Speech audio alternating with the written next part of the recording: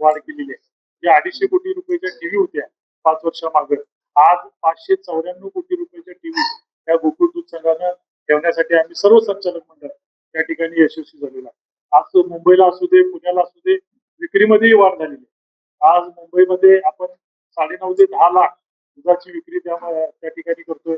पुण्यामध्ये आपलं 5-5.5 लाख दुधाची विक्री त्या ठिकाणी आहे. आणि या दूध संघाच्या वाढीसाठी कैलासवासी आनंदराव पाटील सुळेकर साहेबांचं जे स्वप्न होतं की हा दूध संघ वाढला पाहिजे, टिकला पाहिजे, ही आपली कोल्हापूर जिल्ह्याची मातृसंस्था आहे, ती वाढली पाहिजे. ग्रामीण भागातील दूध हा शहरी भागात गेला पाहिजे, शहरी भागातील पैसा हा ग्रामीण भागात आला पाहिजे. या साध्य हेतून या दूध संघाची स्थापना केली होती. आज तिचं वटवृक्षामध्ये रूपांतर झालेलं आहे.